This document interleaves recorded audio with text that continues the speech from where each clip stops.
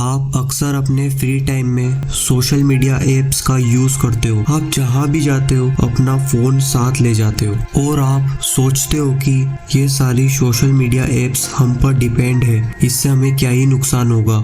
लेकिन असल सच तो कुछ और है। असल सच तो ये है कि अगर आपको 10 मिनट के लिए भी अगर अपने फोन से दूर रख दिया जाए तो आप बेचैन होने लगते हो, परेशान हो जाते हो। हम जब भी किसी चीज पर डिपेंड हो जाते हैं तो वो हमारी एडिक्शन बन जाती है।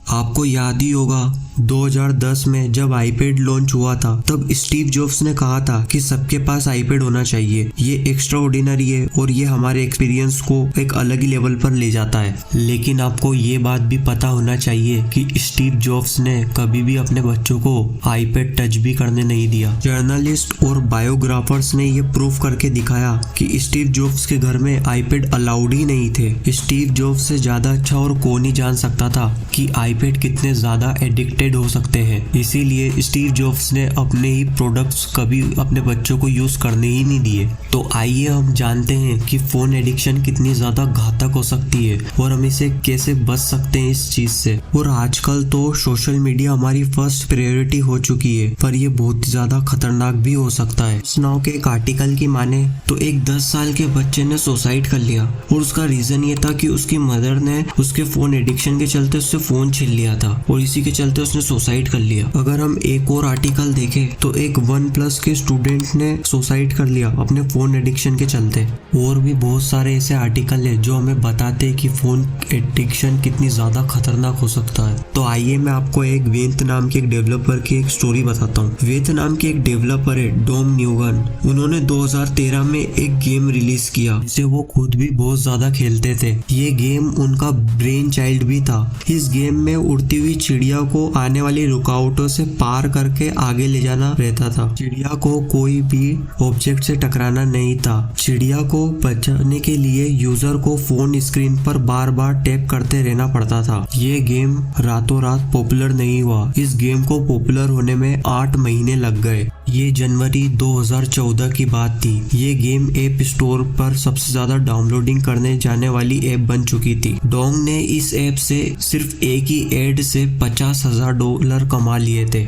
गेम के पॉपुलर होने की वजह से उन्हें बहुत ज्यादा खुश होना चाहिए था, सेलिब्रेट करना चाहिए था, लेकिन वो खुश नहीं थे। को लगने लगा कि उसने एक मॉन्स्टर बना लिया है। फिर 1 महीने बाद डोंग ने अगले ही महीने 8 फरवरी 2014 को ट्वीट करके बताया कि 22 घंटे के बाद वो इस गेम को डिलीट कर देंगे। उन्हें दुनिया भर से खराब रिव्यू आ रहे थे और वो इसे सेंड भी नहीं कर पा रहे थे। डोंग ने गेम को ऐप स्टोर से और हर स्टोर से डिलीट कर दिया और वो कहीं गायब हो गए। क्या आप भी इस गेम के एडिक्ट हुए थे? ये गेम आपने भी कभी ना कभी तो खेला ही होगा। हाँ, मैं बात कर रहा हूँ फ्लैपी बर्ड गेम की। आइए अब हम समझते हैं कि बायोलॉजिकल और इंटरनेट एडिक्शन क्या है। इसका रीजन है डोपामिन इंक्रीज होना और साइकोलॉजिकल प्रॉब्लम का एक साथ होना। अगर आप डिप्रेशन में हैं या टेंशन में हैं तो आप फूड, ड्रग्स या और किसी नशे करने लगेंगे। आप अकेले हैं, आपका कोई दोस्त नहीं है तो आप ऑनलाइन गेमिंग्स में फ्रेंड्स बनाएंगे और ज्यादा से ज्यादा उसे खेलेंगे और एडिक्टेड हो जाएंगे। लेकिन हमें सिर्फ डोपामिन ही एडिक्टेड नहीं बनाता। ये सब्सटेंस एडिक्शन से अलग होता है। शराब, हीरोइन, ड्रग्स आप जो भी इस्तेमाल करते हो तो आपको बहुत ज्यादा अच्छा महसूस होने लगता है। हमारी सभी परेशानियां दूर होने लगती है और हम बिल्कुल ही हल्का महसूस करने लगते हैं। अगर डोपामिन ही इसका असली गुनहगार होता तो हर वो पहला बच्चा जो पहली बार आइसक्रीम खाता है वो इस डोपामिन का शिकार हो जाता। पर ऐसा कुछ नहीं होता। एडिक्शन के पीछे एक और वजह होती है और उसका नाम है साइकोलॉजिकल एडिक्शन। जब आप किसी को भी जाकर बोल देते हो कि तू मोटा है, तू बदसूरत है, तो आपको पता भी नहीं होता कि आपने उसे हर्ट किया है, क्योंकि आप उसके फेशियल एक्सप्रेशन को रीड ही नहीं कर पाते हो, क्योंकि आपको बस अपना फोन चलाना ही आता है और आप उसी काम को करते रहते हो और दूसरी चीजों पर ध्यान ही नहीं देते हो। जब हमें किसी चीज की जरूरत होती है और हमें वो नहीं मिले तो हम फिर बहुत ज्यादा परेशान हो जाते हैं और फिर किसी ड्रग्स, नशे या शराब का सेवन करने लगते हैं और इसी से हम एडिक्टेड हो जाते हैं। और अगर हमें ये नहीं मिले तो हम सोशल मीडिया एप्स पर रील्स घंटों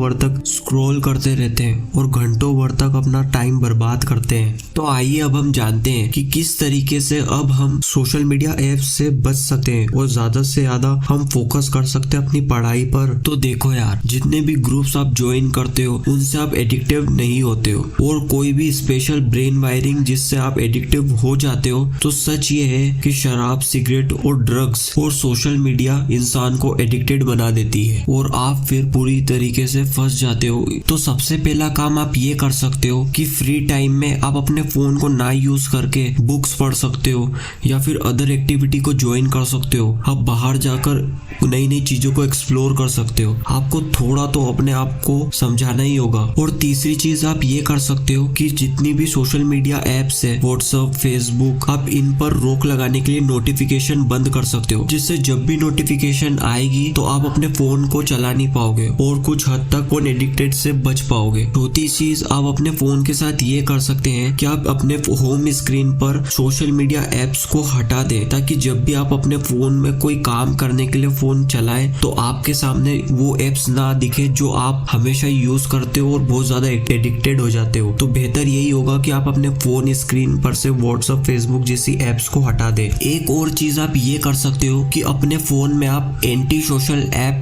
को इंस्टॉल कर सकते हो। आपको प्ले स्टोर पर तमाम ऐसी एप्स मिल जाएगी जो आपको ये बताती है कि जब भी आप कोई भी ऐप को इस्तेमाल कर रहे हो तो आपने कितनी देर तक उसे चलाया, उसकी प्रॉपर एक टाइमिंग रिकॉर्ड हो जाएगी। इससे आप ये जान सकोगे कि आप किस ऐप पर ज्यादा से ज्यादा फोकस कर रहे हो, तो आप उस ऐप को कम से कम यूज करने लगेंगे। तो अगर आपको हमारी ये वीडियो पसंद आई तो लाइक कीजिएगा, और अगर आपको और भी ऐसी टॉपिक्स पर वीडियो चाहिए तो आप हमें कमेंट्स कर सकते हैं। आपके कमेंट्स को हम अगली वीडियो में जरूर लेंगे। आपको हमें से कमेंट करना है। Thanks for watching this video.